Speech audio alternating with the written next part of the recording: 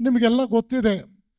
ಗದ್ದೆ ಕಟ್ಟೋ ನೀರು ಒಂದು ಬಗೆಯ ನೀರು, ಪಾತ್ರೆ ತೊಳೆಯೋ ನೀರು ಮತ್ತೊಂದು ಬಗೆಯ ನೀರು, ಅಡುಗೆ ಮಾಡೋ ನೀರು ಮಗದೊಂದು ಬಗೆಯ ನೀರು.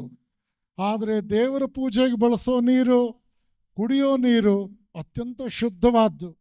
ಸಮಾಜದಲ್ಲಿ ಈ ಬೇರೆ ಬೇರೆ ವೆರೈಟಿ ನೀರುಗಳು ಹೇಗಿದೆಯೋ ಹಾಗೆ ಬೇರೆ ಬೇರೆ ವೆರೈಟಿ ಜನ ಇರ್ತಾರೆ. ನೀವೇನಾಗಬೇಕು ಅಂತ ಬಯಸ್ತೀರಿ? ನೀವು ಶುದ್ಧವಾದ ನೀರಾದರೆ ದೇವರ ಪೂಜೆಗೂ ಅದು ಲಾಯಕ್ಕಾಗತ್ತೆ. ನೀವು ಗದ್ದೆ ಕಟ್ಟೋ ನೀರಾಗಿ ಅದನ್ನು ಕುಡಿದ್ರೆ ನಿಮ್ಮ ಆರೋಗ್ಯ ಕೆಟ್ಟೋಗ್ಬಿಡುತ್ತೆ. ಎಲ್ಲವೂ ನೀರೇ. ವೇದಾಂತದ ಪ್ರಕಾರ ಆಪೋ ನಾರಾಯಣ, ನೀರು ಸಾಕ್ಷಾತ್ ನಾರಾಯಣನ ಸ್ವರೂಪ. ಆದರೆ ನೆನ್ಪಿಟ್ಕೊಳ್ಳಿ, ಎಲ್ಲರಲ್ಲೂ ದೇವರಿದ್ದಾನೆ ನಿಜ, ಆದರೆ ಶ್ರದ್ಧಾವಂತರಲ್ಲಿ ದೇವರು ಹೆಚ್ಚು ವ್ಯಕ್ತವಾಗಿದ್ದಾನೆ. ದೇವರು ಹೆಚ್ಚು ವ್ಯಕ್ತವಾಗಿದ್ದಾನೆ.